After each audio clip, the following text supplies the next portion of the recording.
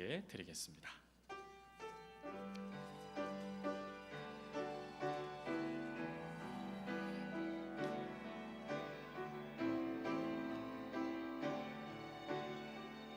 창조의 아버지, 창조의 아버지, 그 섭리 보이사 택하신 세대 일으키어 이 땅을 고치소서. 주의 크신 능력 만물이 사모하니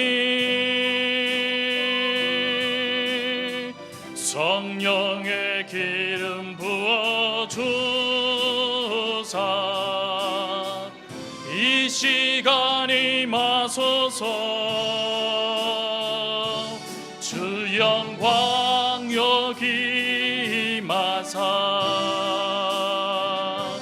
열방 향해 그 빛 비추소서. 주의 얼굴 구할 때 주의 향기 머무소서. 열방의 통치자, 열방의 통치자, 세상이 보리라. 신실한 주의 약속으로 교회는 승리하리. 우릴 돌아보사 강건케 하소서. 연약함 모두 벗어지고 승리케 하옵소서. 주 영광 여기 임하사 열방 향해 그 빛 비추소서. 주의 얼굴 구할 때 주의 향기 머무. 주 영광 여기 임하사 주 영광 여기 임하사 열방 향해 그 빛 비추소서. 주의 얼굴 구할 때 주의 향기 머무소서.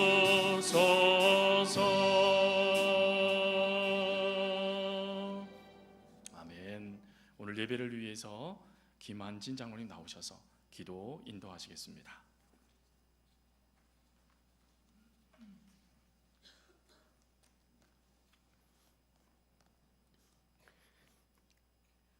은혜와 자비가 충만하시며 인간의 생사와 복을 주관하시는 하나님 아버지, 영광과 찬양을 드립니다. 무더웠던 여름이 엊그제 같은데 어느덧 계절 중 가장 시원한 10월달을 맞게 하시고 적절한 햇빛과 단비를 주심으로 땀 흘린 결과를 거둬들이는 풍성한 수확의 계절을 맞을 수 있게 하심을 감사드립니다. 또한 저희들은 주의 백성이라 부를 수 없고 죄로 말미암아 죽었던 죄인들이었지만 그리스도 보혈의 공로로 저희를 깨끗게 하시고 오늘도 주님의 거룩한 보좌 앞에 나오게 하심을 감사드립니다. 주님께서는 잃어버린 자를 찾아 구원하기 위한 삶을 사셨고 죽기까지 저희들을 사랑하셨지만 저희들은 지난 한 주간을 지내오는 동안에도 주의 뜻대로 살지 못하고 세상과 더불어 육신의 삶을 살아왔습니다. 주님의 뜻을 따라 살기보다는 이기적인 욕망과 고집대로 살아왔고 주님의 뜻대로 산다고 하지만 사실상 주님께서 원하시는 사랑을 실천하지 못하였습니다. 온전히 하나님의 보호하심 아래 살아가는 저희들이지만 영적으로 게으르고 세상의 유혹과 이기심으로 인하여 순간순간 주의 뜻대로 살지 못하였음을 고백합니다. 저희들을 불쌍히 여기시고 용납하시사 그리스도의 보혈의 공로로 저희들의 죄를 용서하여 주옵소서. 하나님 아버지, 저희들은 마음은 원하지만 육신은 연약하옵니다. 하나님 아버지, 위기의 순간에도 담대하고 승리할 수 있게 하시고 문제만을 바라보고 두려워하는 자가 되지 않게 하여 주시고 문제를 해결하시는 하나님을 바라보는 믿음의 눈을 가지게 하옵소서. 하나님 아버지, 저희 교회를 위하여 기도합니다. 오늘은 특별히 저희 교회가 새 생명 축제로 새로운 생명들을 하나님의 교회로 초청할 수 있게 하심을 감사드립니다. 예수님이 이 땅에 오신 것은 잃어버린 자를 찾아 구원하려 함이라고 하였사온데 오늘 이 시간 주님 전으로 처음으로 나온 분들을 위해 기도합니다. 이 세상과 우리 사람을 만드시고 다스리시는 창조주 하나님을 알게 하여 주옵소서. 예수님께서는 하늘에서는 회개할 필요가 없는 의인 99보다 회개하는 죄인 한 사람 때문에 더 기뻐하신다고 하였사온데 사람은 하나님을 떠나서는 살 수 없사오니 생명 되신 하나님과의 만남을 통하여 예수 그리스도의 보혈의 은혜로 용서받고 구원에 이르는 인생 최대의 사건을 경험할 수 있는 기회가 되게 하여 주시기를 간절히 원합니다. 하나님 아버지, 오늘 이 자리에 초청을 했으나 여러 가지 사정으로 참석하지 못한 분들도 있사온데 다음 교회에는 우리와 같이 예배드릴 수 있는 은혜를 허락하여 주옵소서. 끝까지 포기하지 않고 주님 앞에 나올 때까지 생명줄을 놓지 않고 붙들 수 있게 하여 주옵소서. 하나님 아버지, 저희 성도 가운데는 육신이 연약하거나 질병으로 고통받고 있는 성도들과 가족도 있사옵니다. 하나님께서 건강을 회복시켜 주시옵소서. 그 밖에 경제적인 문제나 가정의 문제 등 여러 가지 어려운 형편에 처한 이들을 위해 함께하여 주시옵소서. 이러한 어려움 때문에 믿음이 연약하여지지 않게 하여 주시옵고 어려울수록 더욱 주님을 붙들고 간구함으로 모든 문제들이 해결받을 수 있도록 인도하여 주옵소서. 오늘도 이 나라와 이 민족을 위해 기도합니다. 나라의 최고 책임을 맡은 대통령을 비롯한 여야 모든 정치 지도자들을 위해 함께하여 주셔서 지혜를 주시고 하나님을 두려워하는 마음을 주시사 당리 당략에 따른 정치적 싸움을 그치고 무리를 맞대어 정치력을 발휘할 수 있게 하시고 북한의 핵 문제를 비롯한 국내 정치, 경제, 사회 문제 등 많은 현안들을 해결해 나갈 수 있도록 인도하여 주옵소서. 북한 동포들도 지금 매우 힘든 가운데 있사옵니다. 김정은 1인 독재 체제로 말미암아 독재 체제 유지와 핵 개발에만 온통 매달리니라 인생 문제는 외면하는 매우 힘든 상황 가운데 탈북자들이 줄을 잇고 있다는 소식을 듣고 있습니다. 더 나아가 북한의 급변 상황까지도 염두에 두어야 하는 상황이 오니 지금이라도 북한이 핵 개발을 포기하고 대화의 장으로 나올 수 있도록 역사하여 주셔서 민족 분단 문제가 주의 복음과 평화적으로 해결될 수 있도록 하나님께서 역사하여 주옵소서. 이 시간 달에 세우신 조영진 담임 목사님께 영육간에 강건케 하시고 성령 충만케 하시사 선포하시는 말씀을 통하여 새 생명 축제에 참석한 우리 모두의 심령의 은혜를 흡족히 채워 주옵소서. 찬양대의 찬양, 온 성도들이 드리는 찬양을 기뻐 받으시고 예배를 통하여 하나님의 영광만이 나타나게 하여 주옵소서. 하나님 아버지, 오늘도 저희들이 하나님 앞에 나와 예배하며 빈손으로 나오지 않고 하나님이 주신 물질 가운데 얼마를 드릴 수 있게 하심을 감사드립니다. 사람의 외모를 보시지 아니하고 그 중심을 보시는 하나님, 우리의 중심을 아버지께 드립니다. 이 예물이 하나님께서 받으실 만한 예물이 되게 하시고 이 물질이 쓰여지는 곳마다 하나님의 크신 뜻이 이루어지게 하옵소서.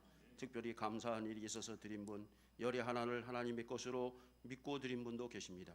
그 외에도 여러 가지 제목으로 예물을 주님께 드리오니 받으시고 주의 귀한 사역의 귀한 씨앗이 되게 하시옵고 이 예물이 쓰여지는 곳곳마다 주님의 복음의 역사가 일어나게 하시고 주님의 영광만이 온전히 드러나게 하옵소서.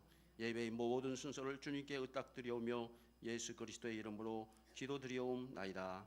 아멘.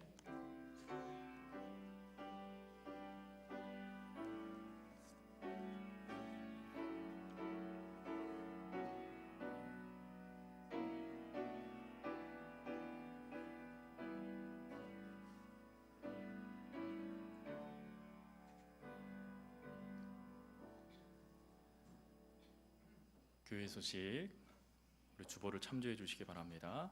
오늘은 오순절 후 20번째 주일이고 오늘은 우리 새생명 축제로 드려지고 있습니다. 특별히 오늘 처음 오신 분들을 주님의 이름으로 환영하고 또 귀한 믿음의 역사들이 이루어지기를 주님의 이름으로 축복합니다. 오늘 새생명 축제를 위해서 두 가지 광고만 먼저 잠깐 드리면 식사 안내입니다. 우리 만나실 식사는 우리 새 가족 초청받아 오신 분들과 전도자들 그리고 우리 어르신들이 식사하는 장소로 제공되고, 그리고 교육관 바로 옆에 있는 우리 아동부 유치부 교육관, 그 교육관에서는 우리 교회학교 학생들과 그리고 나머지 우리 기타 교우들이 그 자리에서 식사를 하시도록 하겠습니다. 그래서 이것을 잘 지켜주셔서 식사하시는데 어려움이 없도록 협조해 주셨으면 좋겠습니다. 그리고 오늘 오후 2시 40분에는 저희 교회가 새가족분들과 그리고 교우들을 위해서 영화 관람을 준비하였습니다.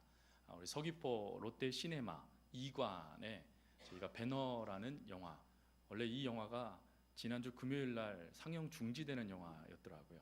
그런데 또 우리 장로님들이 힘써 주셔서 또 이렇게 개봉한 우리 멈춰지는 영화를 또 우리 교우들과 함께 볼 수 있게 되어졌습니다. 함께 나오셔서 좋은 시간 되셨으면 좋겠고, 교우들이 함께 보는 영화이다 보니까 좋은 점이 애가 울던 안 울던 아무도 신경 쓰지 않는다는 것입니다. 그래서 편안하게 오셔서 우리 영화 관람해 주시고, 그리고 한 가지 좀 양해를 구할 것은 좌석은 한정되어져 있습니다. 그래서 영화 관람은 무료인데 좌석은 선착순입니다. 그래서 좀 미리 좀 움직여 주셔서 함께 재미난 시간 가지셨으면 좋겠습니다. 오늘 예배 후에는 우리 임시당회로 잠깐 당회원들 모이도록 하겠습니다. 이번 주 토요일 날에는 서울 어린이집 가을 체육대회가 있습니다. 우리 기억하셔서 귀한 어린이집 체육대회에 여러분들이 많이 기도해 주시고 또 격려해 주셨으면 좋겠습니다. 다음 주에는 우리 남성교회, 이남성교회, 삼남성교회 연합체육대회가 있습니다.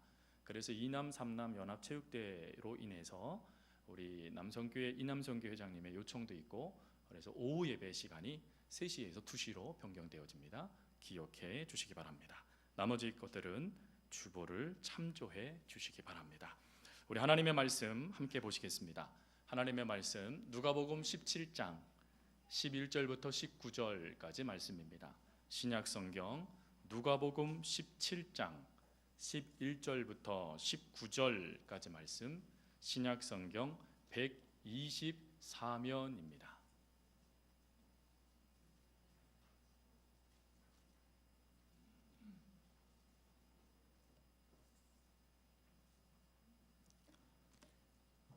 조금 길지만 우리 앞에 우리 성경 본문을 띄워드립니다. 보시면서 11절부터 19절까지 말씀을 함께 봉독하겠습니다.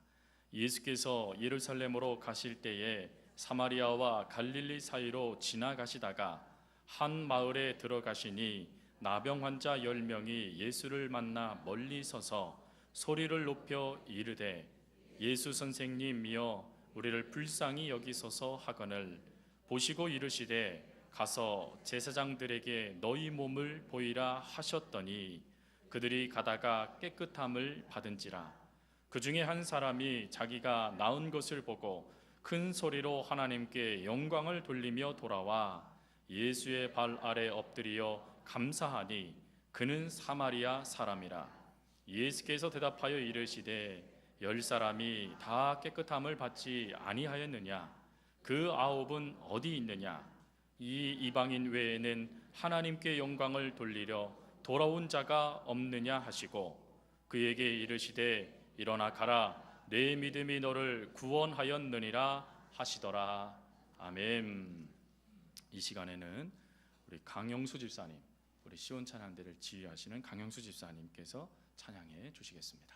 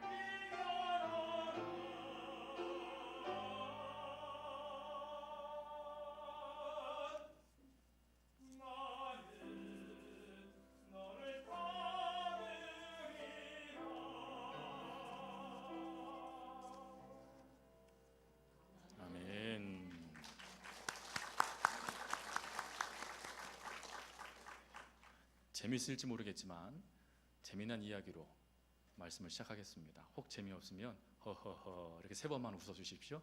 그러면 제가 용기 내서 설교할 수 있을 것 같습니다.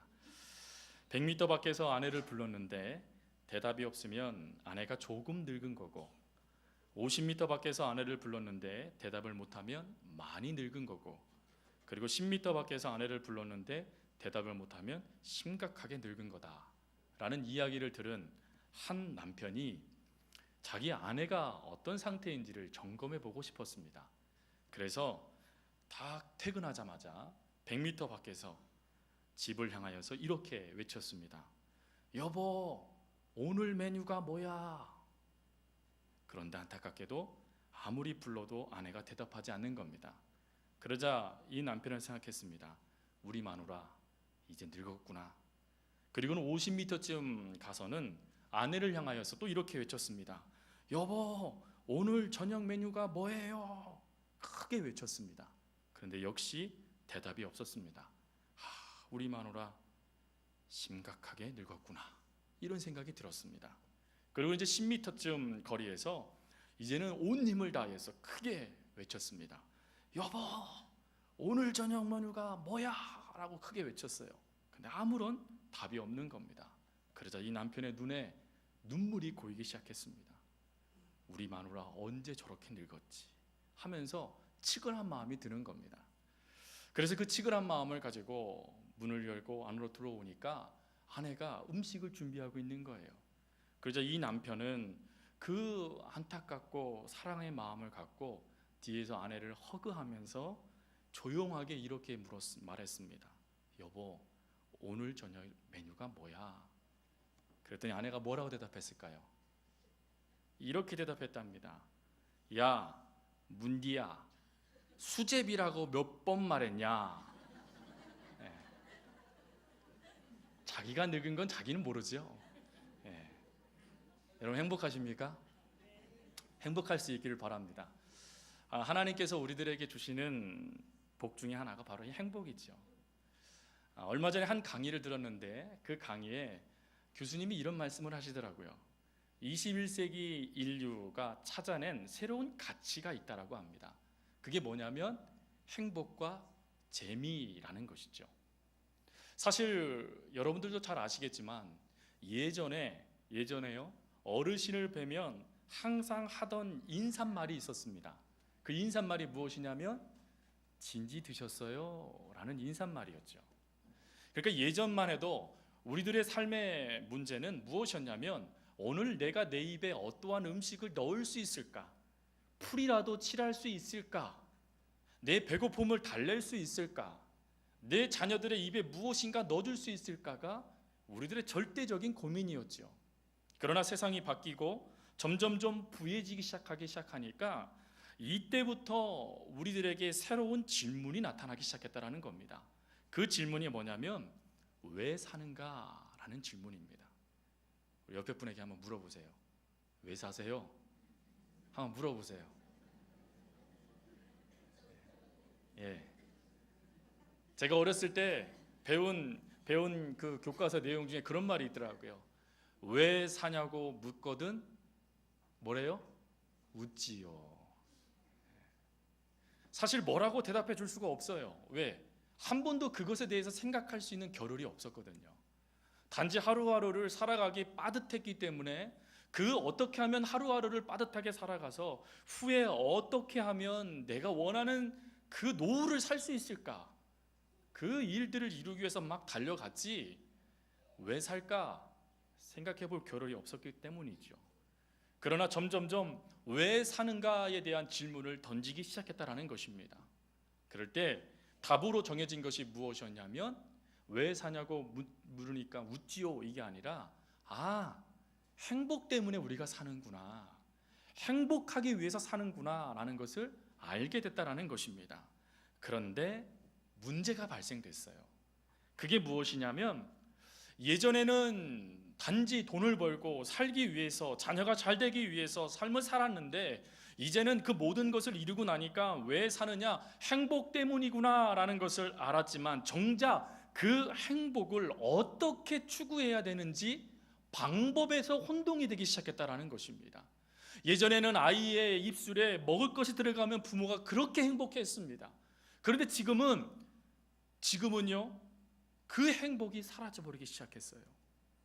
아니, 그 행복보다 더 큰 행복을 추구하기 시작했다라는 것입니다. 방법을 모르는 것도 그나마 문제인데, 그보다도 더 큰 문제는 한국 사회가 행복에 대해서 어떠한 것도 이야기해 주지 않고 있다라는 것입니다. 요즘에 젊은 세대들 보면요, 자기 마음대로 살죠. 근데 자기 마음대로 사는데, 자기 마음대로 사는 그 모습 가운데 이들이 하나 추구하는 게 있어요. 그게 무엇이냐면, 나 재밌게 살겠다라는 것입니다. 재밌게 살겠다라고 하면서 살아가는 그 모습을 보니까, 기성세대가 보니까 뭘 느껴요? 왜 나는 저렇게 살지 못했지? 라는 생각을 갖게 되더라라는 것이죠. 이렇게 어느 누구도 어떻게 하면 행복하는지, 그리고 또 어떤 방법으로, 어떤 모습으로 어떻게 살아야 그 진정한 행복인지에 대해서 알려주지 못하니까 세상 사람들이 말하는 가치에 따라 이게 행복일 거야 하고 달려드는 모습이 나타났습니다. 그게 세상의 세 가지 행복 조건인, 첫 번째는 돈이요, 두 번째는 명예요, 세 번째로는 쾌락. 이 세 가지가 행복 조건인 줄 알고 같이 달려들기 시작했어요. 그러나 정말로 이 세 가지가 충족되면 행복해질까요? 여러분, 미국의 유명한 여배우, 지금 여배우 말고 한 1990년대 그 초중반에 유명한 여배우가 있습니다. 1990년, 2000년 그 사이에요. 누구냐면 미국의 유명한 여배우였던 마릴린 먼로입니다. 여러분, 그 분을 모르는 사람은 아무도 없지요. 웬만한 남성분들은 그분 딱 떠오를 겁니다. 근데 이 마릴린 먼로가 모든 것을 갖춘 여인이었어요. 심지어 모든 것을 갖고 있었습니다. 근데 이 여인이 하루는 이런 뉴스 기자와 이런 이야기를 했습니다. 나는 한 여성으로서 가질 수 있는 모든 것을 가졌습니다. 저는 젊습니다. 저는 아름답습니다. 돈도 많습니다. 그리고 사랑도 굶주림 없이 풍족합니다. 나는 건강하고, 그리고 나는 부족한 것이 아무것도 없습니다 라고 이야기를 했어요. 근데 그 다음에 말이 중요해요. 뭐라고도 그 다음에 얘기했냐면, 그런데 무슨 일일까요? 나는 이렇게 공허하고 이렇게 불행합니다 라고 이야기했다라는 것이죠. 모든 것을 가졌는데 세상 사람들이 말하는 기준, 돈, 명예, 쾌락 다 자기가 갖고 있었는데 자기는 불안하다라는 것입니다. 양이하고 한번 좀 들어주셨으면 좋겠어요. 혹시 서울 강남에서 이사 오셔서 이곳에 오신 분들 이해해 주십시오. 여러분, 우리 대한민국 가운데 신경정신과가 어디가 제일 많을 것 같습니까? 그렇죠. 이걸 대답 못하시면 안 되죠. 서귀포에 신경정신과가 있습니까? 없습니까? 있습니까? 없습니까? 예, 있습니다. 한 군데 있습니다. 근데 양재 여기에는요, 신경정신과, 그러니까 우리나라에서 의대를 졸업하고 신경정신과로 개원하는 분들이 가장 선호하는 지역이 양재라고 합니다. 여러분, 그게 이해가 되십니까?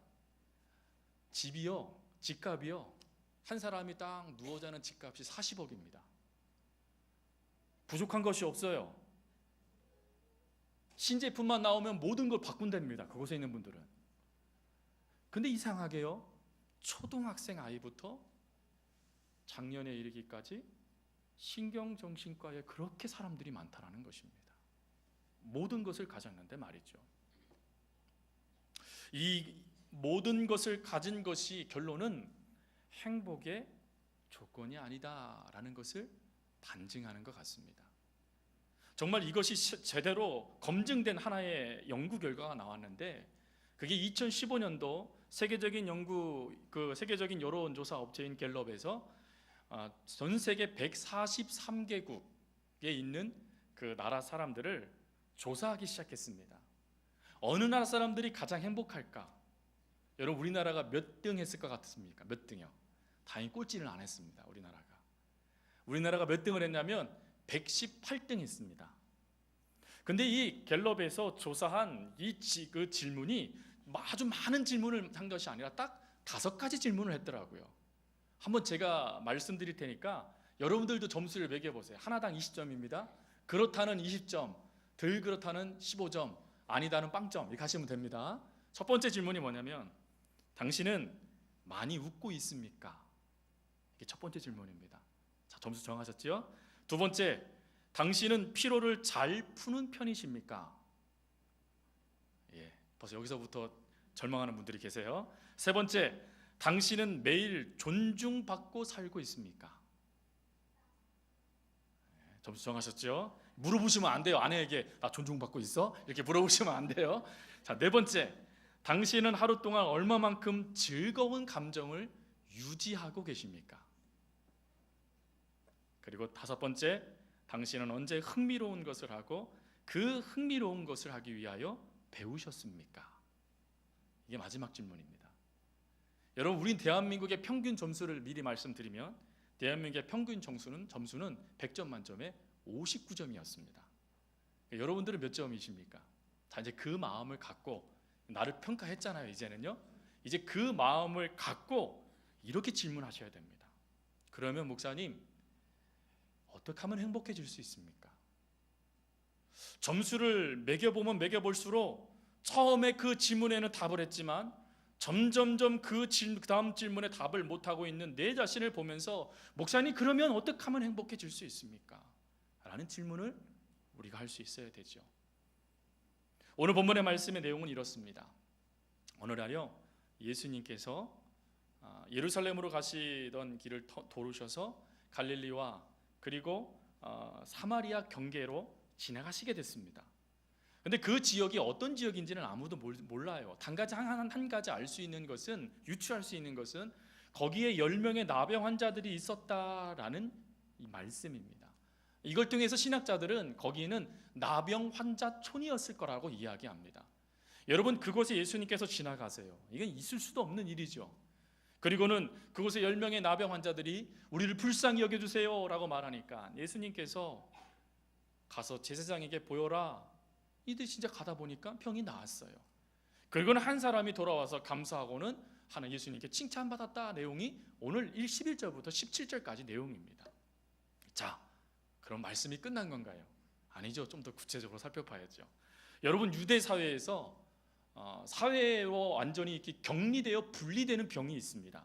그 병이 무슨 병이냐면 악성 피부병과 나병이었습니다. 특별히 악성 피부병이 발생되어지면 그 병의 진단을 누가 했냐면 제사장이 했습니다. 왜 제사장이 했냐면 그 당시에 나병과 피부병을 하나님의 저주의 병으로 보았기 때문에 그렇습니다. 하나님이 저주해서 그 사람이 저주를 받아 병이 생긴 거니 그 판결은 제사장이 해야 되는 것이 맞다라는 것이죠. 그래서 갔더니 어떤 일이 발생됐냐면 나병이 맞다라는 판결을 받은 거예요. 그러면 여러분, 가족들과 뭔가 위로하고 가족들과 그럼 저 가서 한번 병 이겨볼게요 하고 격려 좀 받고 가면 좋지 않습니까? 근데 유대의 관습에 의하면 판결 받자마자 즉시 추방되는 것입니다. 가족들과 이야기할 수도 없고 다시 이웃이 사는 그곳으로 돌아갈 수도 없습니다. 그대로 그 사람을 제사장에 함께 일하고 있는 레위 족속들로 인하여서 붙잡아서 즉시 격리 지역으로 옮겨버린다는 것입니다. 여러분, 이때 이 사람의 마음이 어땠을까요? 지금까지 익숙했던 환경들에서 벗어나 지금까지 한 번도 살아보지 못했던 환경 속에 노출되어지고 그리고 하염없이 많은 사람들에게 눈초리도 받고 조롱도 받고 비난도 받고 심지어요 아무 누구도 자기를 위로하지 못할 상황 가운데 자기가 그대로 노출됐다면 여러분, 이들의 심적인 고통은 얼마나 컸겠습니까? 심지어 12절 말씀에 가보면 이들이 예수님께 가까이 나오지도 못해요. 왜요? 유대법에 일반인이 있는 그곳에 나병 환자들이 와서 같이 지나갔을 때 아주 험한 법이 있는데 일반인이 그 사람이 나병 환자인 걸 알았어요. 그러면 돌을 들어서 그 사람을 쳐 죽여도 살인죄가 되지 않았습니다. 거룩해지는 방법이라고 인정받았어요. 그러니 언제든지 자기는 죽을 위기 가운데 있는 사람들, 아니요, 심지어 더 사람보다도 못한 존재가 된 사람들, 좀 전까지만 해도 호호하하거리며 함께 음식을 먹고 함께 즐거워하고 어린 시절부터 함께 자랐던 그곳에서 구별된 것도 격리된 것도 힘들고 어려운데 언제든지 죽음의 위기 가운데 노출되어 있는 사람들. 그래서 이들이 예수님을 봤을 때도 예수님에 대한 소문이 어떻게 들었는지 알지 못하겠지만 이들이 예수님을 찾을 때 가까이 오지도 못하고 예수 선생님 나를 불쌍히 여겨주세요 라고 단지 멀리서 외칠 정도의 모습들. 저는 이때 이 상황을 한번 이렇게 상상해 봤어요. 예수님이 지나가셨을 때 12제자만 따랐을까요? 여러분 성경 말씀에 보면 예수를 수종 들고 있었던 여인들이 있었습니다. 또 예수님 곁에는 70인의 제자들이 있었습니다. 그러니까 예수님이 특별한 경우에는 12제자를 데리고 움직이셨지만 그 외의 일들에는 늘 수많은 무리가 예수님과 함께 움직였습니다. 그렇다면 여러분 이때에 저쪽에서요 피고름 나고요, 눈도 없고요, 코도 문드러지고요, 손가락도 없고요, 아니 손가락도 어떤 사람 덜렁덜렁 하는 모습으로 예수님 우리를 불쌍히 여겨주세요 라고 말했을 때 제대로 발음이나 했겠습니까? 여러분 그런 발음으로 정말 들어도 혐오스러운 발음으로 이야기하는 사람들을 여러분들이 보았을 때, 아니 그 제자들이 그것을 보았을 때 그들의 눈이 어땠을까요? 궁휼하고 불쌍한 마음으로 그들을 바라봤을까요? 그들의 입술은 예수님 저 사람들 제발 좀 구원해 주세요 라고 말했을까요? 성경을 아무리 봐도 그런 내용은 없습니다. 그러나 상상을 해보니까 이것은 상상이 되더라고요. 아니 하나님께 저주받은 저들이 어떻게 우리에게 그렇게 할 수 있어? 아니요, 예수님은 저는 저런 사람들과 어울려 있는 사람이 아닌데 왜 저 사람들 저러는 거야? 라고 아주 심각한 서슬퍼런 눈초리를 그들에게 주었을 거예요. 또 입술로는요 그들을 저주하고 험담하며 조롱했을 거예요. 너희들은 하나님께 저주받은 사람들인데 무슨 하나님의 도움을 받으려고 그래? 그냥 죽어 라고 말하는 모습들이 이들 가운데 있었을 거라는 생각이 들었어요. 그리고 이 말씀을 가만히 묵상하다 보니까 우리가 살아가는 세상이 이렇구나 라는 생각이 들었습니다. 여러분 지금 우리가 살아가는 이 세상이 얼마나 이 모습과 비슷합니까? 예전에는 우리 부모 세대 때는 모르겠습니다. 더 많이 걱정도 했겠지요. 근심도 했을 겁니다. 그러나 여러분 그때에는 살기 위하여 걱정하고 힘들어했지만 지금은 맛집을 찾아다녀서 맛있는 음식을 먹고 좋은 곳에 여행을 하면서 어떻게 하면 내가 풍성하고 윤택한 삶을 살 수 있을까를 고민하는 세대가 됐습니다. 해외여행도요 올해만 해도 지금까지의 모든 그 일들을 다 뛰어넘는 아주 수많은 사람들이 해외여행 다닐 정도로 아주 우리나라가 많이 달라졌다는 것입니다. 그러면 이런 세상이 왜 더 고독하다라고 말할까요? 왜 더 자잘한다라고 말할까요? 왜 더 낙심한다라고 말할까요? 왜 더 많은 위로가 필요하다라고 그들이 울부짖을까요? 여러분 심지어 우리가 살아가는 이 시대에서는요 한순간에 한 사람 매장당하는 거 아주 우스운 시대가 됐습니다. 우리가 쓰고 있는 메신저랑 카카오톡이랑 아니면 페이스북이나 뭐 이런 것들 통하여서요 그 사람이 하지도 않은 일들 행했다라고 말하면서 여론몰이를 내서 그 사람 한 사람 죽이기 쉬운 세대가 지금 우리가 살고 있는 이 세대예요. 언제든지 죄인이 될 수 있는 세대. 여러분 이런 세대에 눈초리가 따갑도록 째려보고 미워하는 일들, 그 눈초리가 두려워하는 일들, 그것 때문에 안 그런 척하며 또 그들과 함께 어울리지 아니하면 너도 같은 사람이지 라는 말을 들을까 봐 억지로 그 가운데 서 있는 우리들의 모습들, 그게 우리들의 모습 아닙니까? 부정하다 말하는 사람들을 궁일이 여겨야 된다는 걸 알지만 궁일이 여기보다는 정죄하고 비난하고 마땅해 라고 말하고 있는 것이 세상에 그리고 우리들의 모습 아니겠는가 하는 것이죠. 여러분 이런 모습 가운데 있을 때 우리 주님의 은혜는 무엇이냐면, 그리고 이 문둥 나병 환자들의 중요한 모습은 무엇이냐면 이 문제를 세상적인 방법으로 풀고자 하지 않았다라는 것입니다. 도저히 내 힘으로 감당할 수 없는 그 문제를 가지고 이들은 예수의 이름을 불렀다라는 것이죠. 불쌍히 여겨주십시오라고 불렀다라는 것입니다. 여러분 그럴 때 우리 주님은 14절에 제사장이 가서 네 몸을 보여라 라고 말하고 이 사람들의 병을 고쳐주세요. 이게 얼마나 큰 은혜입니까? 이제는요 따가운 눈초리 받지 않아도 됩니다. 이제는요 자신들의 분리된 모습 가운데 입술을 가리고 부정하다 스스로를 자책하며 나는 죄인이다 말하지 않아도 돼요. 이제는 일반 사람들과 함께 섞여 살면서 언제 나에게 돌이 날라올까 걱정 안 해도 돼요. 이제는 익숙한 환경 속에 들어가서 가족들과 함께 할 수 있게 되었고, 웃게 되었고 울게 되었고, 함께 그들과 삶을 나눌 수 있게 되어졌으니 얼마나 행복합니까? 행복이 이들에게 임해온 것입니다. 그런데 오늘 말씀이요 14절에서 끝나지 않고 있다라는 것이죠.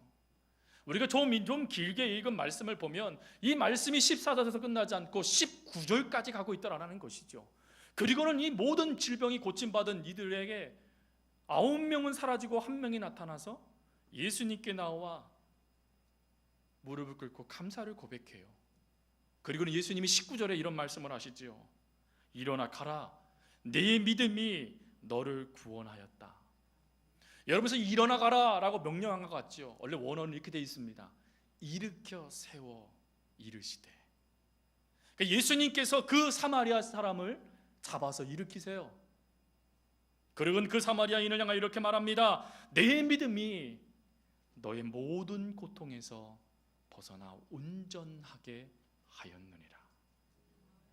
병만 고친 게 아니라는 거예요. 앞으로 살아가면서 닥치게 될 수많은 것들을 하나님께서 이 사마리아 여인의 믿음을 보시고 온전하여졌다라고 말씀해 주시고 계신다는 것입니다. 즉 이 사마리아 여인은 병 고침의 문제를 통하여 누구를 만나게 됐냐면 예수님을 만나게 됐다라는 것입니다. 여기에서 주시는 말씀이 있습니다.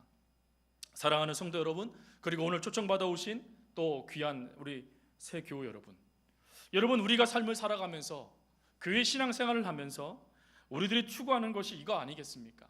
우리들의 삶의 문제, 우리를 불행하게 만드는 모든 것에서 우리를 건져주시는 것.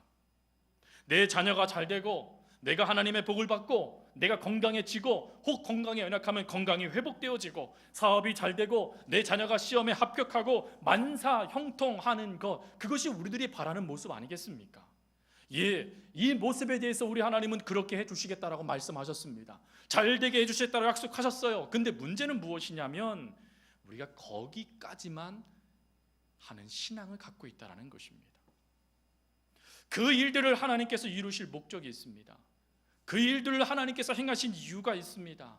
그것은 그 일을 통하여서 하나님을 만나도록, 그 일을 통하여서 아 그렇구나, 내가 할 수 없는 일들을 하나님께서 해주셨다라면 나 앞으로 걱정하지 않고 저 하나님만 내가 믿으면 되겠구나 라는 믿음의 자리로 우리를 이끄시기 위해서 이와 같은 은혜를 허락하신다는 것입니다. 여러분, 우리를 한번 점검해 보세요. 우리들이 하나님의 응답을 받으면 이상하게요, 기도 응답이 주어지기 전까지는 목숨 걸고 기도해요. 근데 그 기도 응답이 딱 끝나면 어떻게 돼요? 새벽 예배도 중단, 예배도 중단, 그리고는 할렐루야 아멘 하면서 즐겨요. 그리고는요 살다가 또 쓰러져요. 그러면 또 하나님께 한번 따져요. 왜 나 안 도와주셨냐고. 그리고 다시 무릎 꿇어요. 그래도 불쌍히 여겨주세요 하고 또 기도해요. 그게 우리들의 모습이에요. 하나님이 그 모습 가운데 서길 원하셨을까요? 9명의 나병 환자들과 같은 모습으로 여러분들을 멈추기를 원하실까요? 안 그렇습니다. 하나님을 만나는 자리, 하나님께 나아가는 자리, 하나님과의 관계가 회복되는 자리로 여러분들이 이끄신다는 것입니다. 저는 여러분들에게 한 가지 권면만 드립니다. 예수님을 만나는 여러분들이 되었으면 좋겠습니다. 무슨 말이냐면 나병 환자 10명의 병을 해결해 주시는 하나님, 그리고 한 영혼을 향하여 온전해졌구나 라고 하시면서 그 믿음을 칭찬해 주시는 하나님, 또 시선을 교정해 주셔서 무엇을 바라봐야 될지를 말씀해 주시는 그 하나님을 여러분들 만나실 수 있기를 바랍니다. 혹시 여러분 가운데 불행을 느끼는 분들이 계십니까? 40대 남자들의 가장 큰 고민이 내가 누군가라는 자아 정체성의 혼란에 대한 문제라고 합니다. 자기가 왜 살아야 되는지, 왜 그 일을 해결해야 되는지, 도대체 나는 누구인지를 제대로 알지 못해서 그 혼란 가운데 무너진 이들이 많다라는 것이지요. 혹시 이 자리에 그런 분들이 계십니까? 또한 그 불행감과 그리고 혼란을 느끼게 만드는 그 환경 속에 나도 모르게 동의되어져서 무너져 가고 있는 자신을 보며 낙담하고 계시는 분들이 계십니까? 그리고 아예 그 속에 숨어서 나는 괜찮아라고 하면서 그 자기의 몸은 썩어지고 있는데 괜찮다라는 말만 되풀이하고 계시는 분들이 계십니까? 오늘 그 문제를 가지고 주님 앞으로 나아가십시오. 차별 없이, 그리고 어떠한 눈초리도 주지 않고 있는 모습 그대로를 받아주시는 그 주님을 만나실 수 있기를 바랍니다.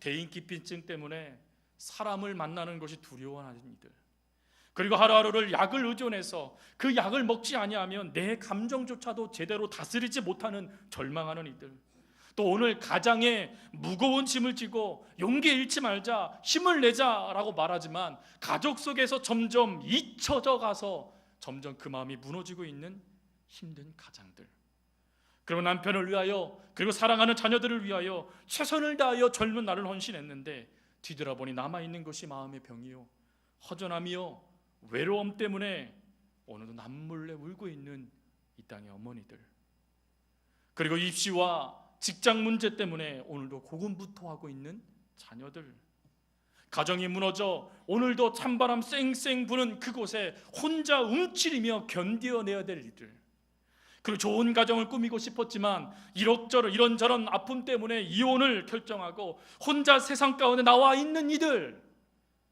오늘 이 자리 가운데 계신다라면 여러분 힘드셨죠? 여러분 그 힘듦을 가지고 아무것도 걱정하지 말고 나에게 오너라 라고 말씀하시는 예수님을 만나는 은혜가 여러분 가운데 있기를 바랍니다. 예수님은 여러분들을 행복한 길로 인도하기를 원하십니다. 여러분들을 이끄셔서 그 어떤 외로움과 어떤 외침에도 귀 기울이셔서 여러분들을 그것을 들으시며 여러분 인생을 견인해 가고 싶어 하십니다. 오늘 그 예수님을 만나는 은혜가 있길 바랍니다. 오늘 그 예수님을 만나서 행복해지는 저와 여러분들의 삶이 될 수 있기를 주님의 이름으로 축복합니다. 오늘 말씀을 의지하면서요, 우리 함께 찬양 불렀으면 좋겠습니다. 우물가의 여인처럼 난 구했네. 누가 좀 나 좀 도와주세요. 누가 좀 나에게 힘을 북돋아 주세요 라고 구할 때 우리 주님께서 하신 말씀, 내게로 와서 생수를 마셔라. 우리 이 주님의 음성에 감사하는 우리 찬양을 하나님께 드리겠습니다.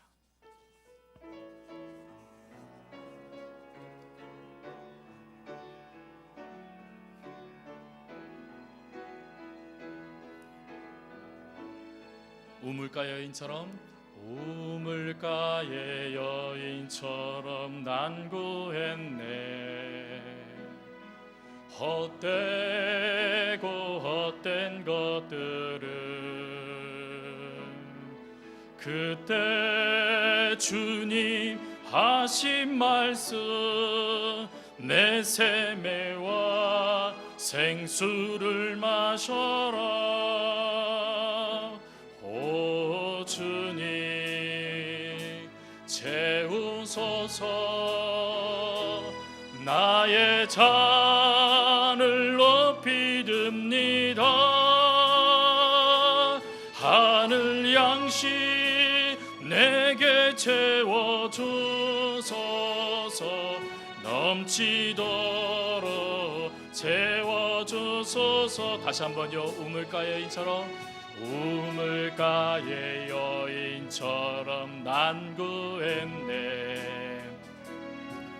헛되고 헛된 것들은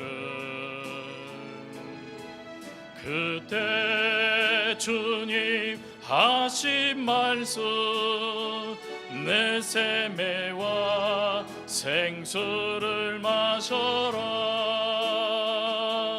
오 주님 채우소서. 나의 잔을 높이 듭니다. 하늘 양식 내게 채워주소서. 넘치도록 채워주소서. 할렐루야. 힘들고 어려운 모습 그대로를 가지고 하나님 앞에 나아갈 수 있는 은혜가 있길 바랍니다. 그리고 오늘 예수님을 만나고 여러분 진짜 행복해지셨으면 좋겠습니다. 날마다 웃고 날마다 기뻐하고 날마다 감사하고, 하나님 나 오늘 하나님 때문에 오늘도 살아가네요 라고 고백하며 힘있게 나아갈 수 있는 우리 모두가 되었으면 좋겠습니다. 제가 잠깐 기도하겠습니다. 하나님 아버지, 행복해지고 싶지만 행복해지지 못하고 점점 더 결핍과 좌절 속에 아파하며 살고 있는 이들이 오늘 주님 앞에 나와왔습니다. 아무리 잘해보고자 애를 써도 여전히 다람쥐 쳇바퀴 돌듯이 그 자리를 벗어나지 못하여 오늘도 눈물 짓는 이들이 주님 앞에 나와왔습니다. 내 마음에 구멍난 것처럼 텅 비어있는 마음을 어쩔 줄 몰라 허전함 속에 그 어떤 것으로 채워지지 않는 그 고통을 통하여서 하나님 해결하고자 술과 도박 등 잘못된 것으로 인생을 허무하게 채우고자 했던 이들이 주님 앞에 나와왔습니다. 하나님, 우리 귀한 이들의 눈물을 하나님, 그리고 외침을 하나님 들어주시고 이 아픔을 통하여 주님을 만나는 사건이 일어나게 하여 주시옵시며 10명의 나병 환자들을 만나 주신 예수님, 그 예수님을 만나 나의 하나님으로 믿게 하시고 저들에게도 동일한 하나님의 참된 행복이 넘쳐나게 하여 주옵소서. 특별히 이 자리에 앉아 있는 가장들, 그리고 엄마들, 그리고 자녀들 하나님 복 주셔서 아버지 하나님 그들의 고통을 하나님 기억하여 주시고 그 자리에서 회복될 수 있는 은혜를 허락하여 주시옵시며 나는 너무나 소중한 존재다 라는 것을 깨닫는 은혜를 하나님 더하여 주옵소서. 감사합니다. 예수님의 이름으로 기도합니다. 아멘. 좀 전에 기도드린 대로 마지막으로 우리 같이 찬양 함께 부르면서요 옆에 분을 축복해 주셨으면 좋겠는데 그 가사의 내용에 당신은 사랑받기 위해 태어난 사람이라는 그 말씀처럼 비슷한 고백이 나와요. 그 고백이 무엇이냐면 당신은 소중한 사람입니다 라는 고백이 이 찬송에 나오거든요. 여러분 이 찬송을 부르면서요 옆에 분을 마음껏 축복해 주셨으면 좋겠어요. 그리고 나 자신도 마음껏 축복했으면 좋겠습니다. 나는 소중한 사람이고 내 옆에 있는 내 남편도 내 옆에 있는 내 친구도 소중한 사람이다 라는 고백을 가지고 이 찬양 함께 부르고 축도로 예배를 마치겠습니다.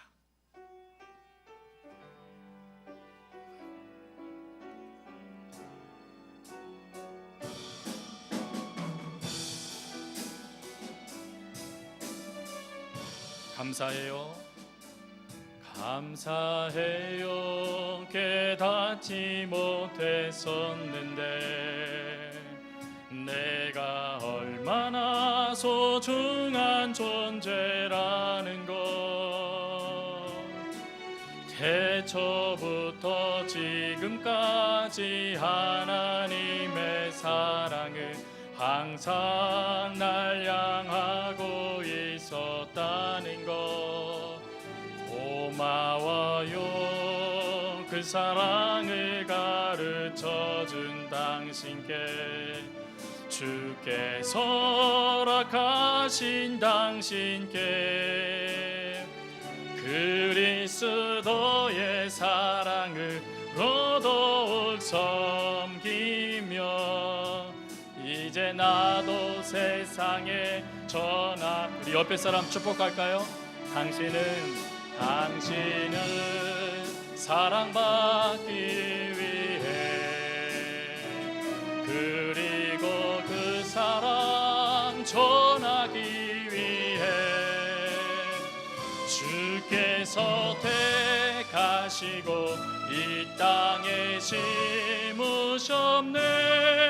또 하나의 다시 한번요 반대분에게 당신은 사랑받기 위해 당신은 사랑받기 위해 아멘 그리고 그 사랑 전하기 위해 주께서 택하시고 이 땅에 심으셨네.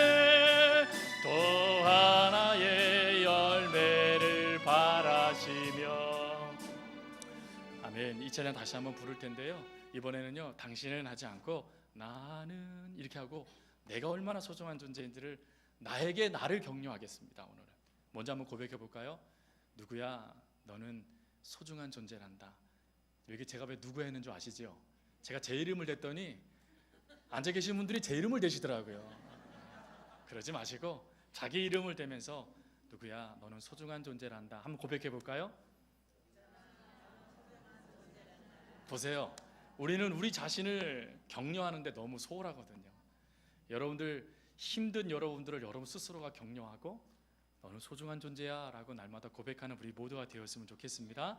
오늘 이 찬양 다시 한번 부를 때 당신은 하지 않고 나는 사랑받기 위해, 이 찬양을 후렴 부분만 다시 한번 불러보겠습니다. 앞부분부터 좀 연주해 주시면 따라서 제가 들어가겠습니다. 우리 그리스도의 사랑으로 여러분 자신을 생각하면서 누구야 너는 소중한 존재야, 힘내, 화이팅, 나는 너와 언제나 함께하고 있어 라고 격려하며 이 찬양 부르겠습니다. 나는 사랑받기 위해 그리고 그 사랑 전하기 위해 주께서 택하시고 이 땅에 심으셨네. 또 하나의 열, 다시 한번 고백하겠습니다. 나는 사랑받기 위해, 나는 사랑받기 위해 그리고 그 사랑 전하기 위해 주께서 택하시고 이 땅에 심으셨네. 또 하나의 열매를 바라시며. 기도하겠습니다. 하나님, 오늘 말씀을 통하여서 우리들의 모습 그대로를 갖고 주님 앞에 나올 수 있는 용기를 주시고, 그리고 하나님을 통하여서 힘내라, 괜찮다라는 말씀을 듣게 해주신 것 너무나 감사합니다. 하나님 소중한 존재라는 걸 깨닫고 이제 세상을 향하여 나아갑니다. 삶의 자리로 돌아갑니다. 하나님, 그곳에서도 나는 소중한 자이고 나는 하나님의 사랑받는 자이고 그리고 나를 위로해 주실 자가 내 곁에 있는 나는 복받은 자이다 라고 선포할 수 있는 우리 모두가 되게 하여 주옵소서. 이제는 우리 주 예수 그리스도의 은혜와 하나님 아버지의 무한하신 사랑과 성령님의 교통교제하심이 힘들고 지쳐 낭망하고 절망 가운데 어쩔 줄 몰라 하는 우리를 향하여 사랑하는 아들이라고, 사랑하는 딸이라고, 힘을 내라고, 함께하겠다라고, 내가 이루어주겠다라고 말하는 주님을 만나고자 하는 심령들 위에와, 그리고 그 모든 삶의 자리 위에, 그리고 오늘 초청받아 오신 귀한 영혼들 머리 위에 이제로부터 영원토록 함께하옵시기를 간절히 축원하옵나이다. 아멘.